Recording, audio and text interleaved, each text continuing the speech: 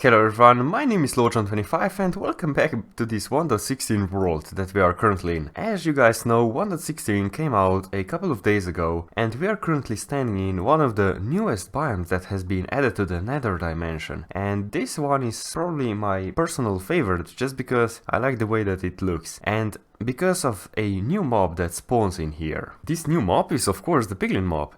And the reason why we all like this guy so much is if you drop him a gold ingot, he will pick it up and after 6 seconds he will give you one of those items in return. And let's see what he gives us now. So he gave us leather, and well, you can also argue, well, you can get leather from, let's say, killing cows or whatever alternative is available in the game. But here are also some other items that were not renewable before, for example gravel as well as quartz, and this opens up a lot of possibilities for new farms as well as worlds that do not have access to those materials, for example skyblock worlds. Now let's see how a usual farm would work for something like this. I have built 4 different farms over here, so let's take a look at each one and talk about pros and cons of each one. So to start things off, we have a simple one piglin trading farm, and this is something that I would suggest most of you build, or not exactly this one but something similar to this one. So it only requires 1 hopper as well as a chest over here, and to start the farm on you have to have some gold in this chest. That gold will go into this dropper, so we have a piece of string here, and whenever a gold ingot gets removed or placed into this string, this will be detected by this observer and that will send another gold ingot in. And if you just press this button twice, you will see that we have a gold ingot there, and once this piglin decides to pick it up, we'll get 2 new gold ingots. And that process will basically go on and on until we run out of gold to process. And all the loot will also go into this chest. Now, one thing to keep in mind with this sort of farms is that 1 hopper can only transport 9,000 items per hour. If you decide to have multiple of those piglins inside of this cell or close to each other, you have to keep in mind that you can only transport maximum of 2 piglin drops in 1 hopper. And I would still suggest that you don't do that, because after some times you will start losing some of the loot because the hoppers cannot keep up with the demand. But now we can see that the biggest limitation of these farms is the transfer speed of a hopper. So then I immediately started thinking, okay, is there a way that we can have a faster transfer speed?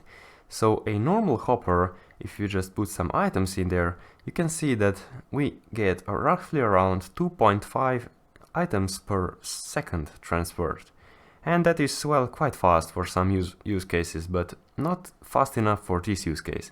So let's just drop some items into hopper minecarts, which require roughly around 2 times more iron to be crafted compared to normal hoppers because of the minecart part. So let's just drop some of those in and watch the speed. So this is now 8 times faster than the hopper speed for some reason, and this can now transfer with speeds up to 20 items per hour, which is 8 times faster. It's really fascinating how they have this speed difference even though it's just a minecart with hopper in. After a couple hours of designing, I came up with this plan. So now we have 8 piglins inside of 1 cell instead of 1. And well, you could still have something like this and build this 8 times over in your world, and the results will be really similar to this farm. The reason why I went with this farm is because I wanted to make something that is quite compact. So we have 8 piglins inside of there. The trapdoors on the side are just to prevent them from throwing items onto this corner, because this hopper minecart cannot pick up the loot from that corner. And if you would have something like a normal hopper in there, it would not keep up with the demand that the items that are falling from the piglins. But because we have hopper minecarts, those are fast enough to transfer all the items. And then we also have some hopper minecarts here that just splits the stream into 5 individual hoppers, and then those hoppers can deliver the items into each individual chests. Now these items are distributed quite equally, even though you can see some chests looking more filled up than others. It's because we have more stackables in some and unstackables in other cases. But to supply the piglins, I have gone ahead with a simple clock, and the reason why I chose clock is because those systems that I used here can easily get destroyed because multiple piglins can take the gold ingot out of the system at the exact same time, and this becomes unreliable then. This clock is set up so that it runs a bit slower than the piglins can accept the gold, and that is just to prevent the loss of gold. So you would put up all the ingots that you have inside of this chest, it would be distributed across these two droppers, and now we can start the farm up. You can see that all the ingots are immediately picked up by piglins, and all the items are coming into this hopper, and thanks to the super speed of those hoppers, it's really not a problem for them to transfer all the items. Even though this farm is super fast and really quite small, if you guys would not like to mess up with those hopper minecarts because their positioning is quite precise and you need quite some time to place them in the right position, I would still suggest building something like this 8 times over. This next design is more of a proof of a concept, but I still think that it's one of the coolest looking ones. You guys know that there were times when the glass elevators were quite a big hit in Minecraft, and now that those were replaced by water elevators, no one really cares about the glass elevators or block elevators. So the way that this farm works, it's quite simple. So we put gold into this chest over here. So let's just put a few stacks in here, and the gold would get dispensed in the middle of the glass tower over here. Now we also have piglins inside of that tube, so what happens is they are able to pick up the gold ingots from inside the glass block, and then when they transfer them into items, they will be able to leave those items, travel along this tube over here. And well, in theory that principle works perfectly, but I can show you why it's not one of the best ones.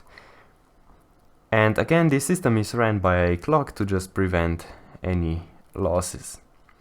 So we can see that most of the items are coming up, and that is really great. And you could have something similar to this concept over here to sort the items, because again we have 8 piglins. And one of the other things is you can send them up through a Nether portal to the overworld site where you can sort them or store them. But occasionally you will see that some items will glitch through the glass elevator, and for example those fire charges. And the reason behind that is quite simple. So the piglins decide to throw that item not directly down or where they are standing, but slightly to a side, and sometimes that can happen that a item would glitch through the glass block over here.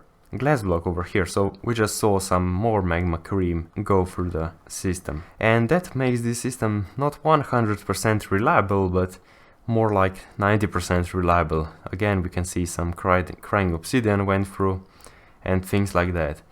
So one thing that you could do to fix something like that would be to have another layer of glass around this thing.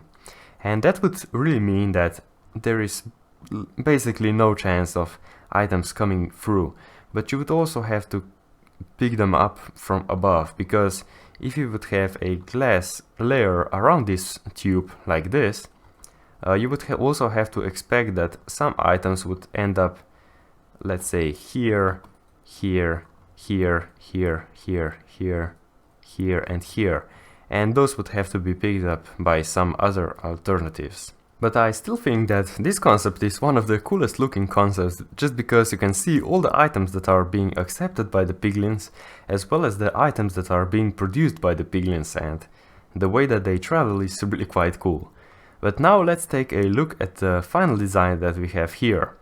So this design is meant for not an industrial use, but let's say that you have a stack of gold that you have to convert into all the loot that they can give you.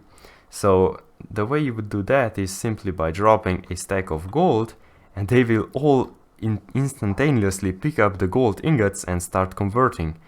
And now we can see that they are all working at the same rhythm, and they are dropping all the loot into these chests over here, or barrels, whatever you want to have as a storage solution. Now again, this farm is more reliable than the other ones, but the problem here is that you have to have multiple hopper lines just to keep up with the demand. If you'd like to build any of those farms in your world, I would strongly suggest with starting with something as this one, because it's small and reliable, and then gradually maybe moving up to something like this or this, because those farms are still reliable and they are not likely to break. But if you guys would like to have some super fancy item flow from your center of your base or something like that, then this is definitely the way to go. Maybe just upgrading the thickness of this glass, as I said before, to avoid item losses. Now let me show you how to build one of those super simple modules that I have showed you at the beginning. So over here we have a chest full of resources that we'll need to build that simple module. And that is basically all. And keep in mind that you could use whatever blocks you want instead of glass if that is valuable for you. But I will use glass just because it makes it possible to see what is actually happening in the machine. You will also need one piglin as well as a name tag just to keep that piglin from despawning. To start things off, you'll have to have a double chest, and then you will have to place a hopper facing into that double chest. That will later become the storage for the loot that we get from the piglins. Then we'll have to grab some glass blocks or whatever blocks actually and make a little cage around this hopper, just like this. Then break this middle temporarily block and spawn in the piglin. And also name tag him so he doesn't despawn. Now choose a corner, place a block like this, another temporary block here, and like this. Now you'll also need one block here as well as here. Place a dispenser or dropper, doesn't really matter in this case. Break those two blocks. Now grab some string, place it into the cell like this. Grab some observers, two solid blocks, those have to be solid blocks in order to transfer the signal. And just like this, now you can also protect that piglin so he doesn't get distracted by any other fire charges or arrows that might hit him. Now to start this farm up, you will have to have a hopper facing into that dropper, as well as a container for additional gold.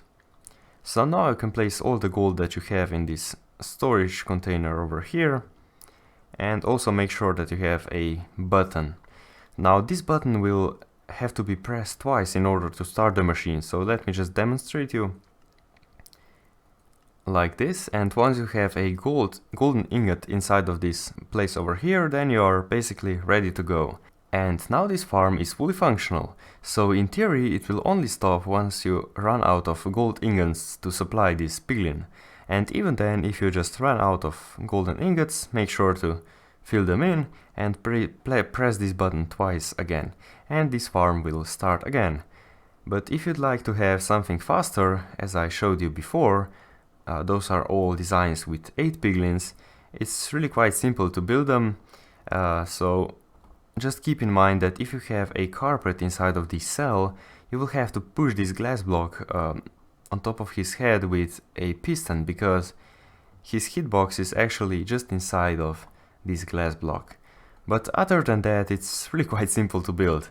Just in case anyone would like to build this design, I will show you quickly how to get those hopper minecarts in their positions.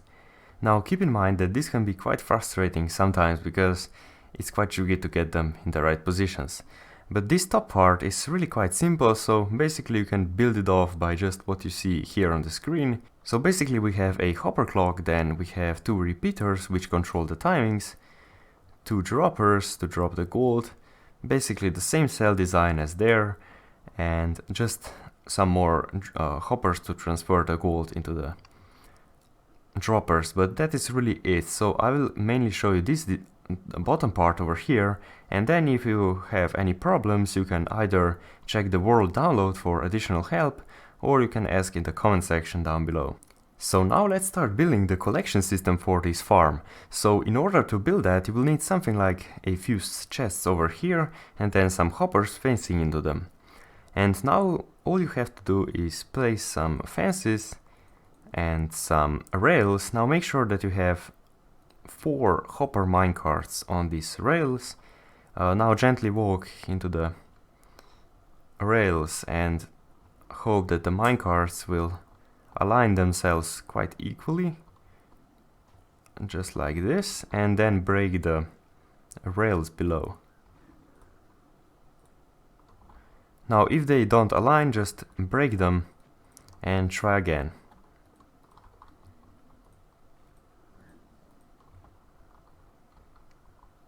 And now we are ready to break the rails again.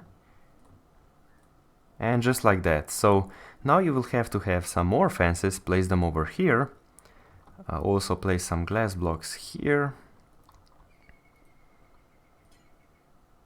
And then have some normal pistons that will be pushing into the structure. Now make a redstone line on top of those pistons so that you will be able to power them all at once. And just like this. So now we can see that the minecarts have partly shifted towards the other block. So now we can safely remove the pistons and all of this redstone that we had for pushing the minecarts. Now we can remove all the fences except for the corner ones. Just like this. Now grab some more glass blocks, actually 3 glass blocks, and put them into their corresponding places, just like this. Grab some more pistons facing downwards, and basically we repeat the story, we power them at once, and now this part is done. Now we go to the second stage, which includes 2 hopper minecarts. So the process is quite similar. We have 2 pillars, a minecart, a rail, and it has to be facing this way. Now place 2 minecarts, hopper minecarts inside of there. Make sure that they separate. Break the rail.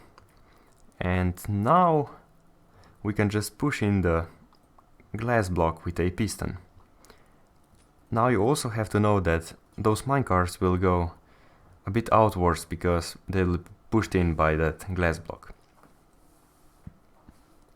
Just like this.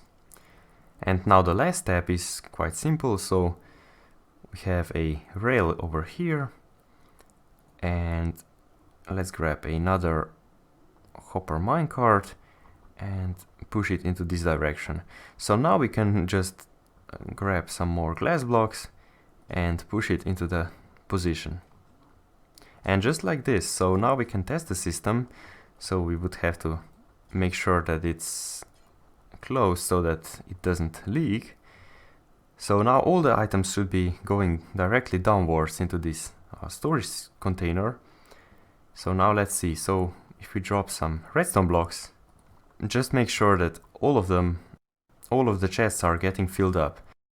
This is all I had time for today, so I really hope that you enjoyed this video of me explaining the piglin trading as well as some farm concepts that I have prepared. But if you guys have any more questions, feel free to leave them in the comment section down below, or download this very exact world and check it out for yourself. If you guys like this video, please be sure to leave a like, comment and subscribe, and I will see you in the next video.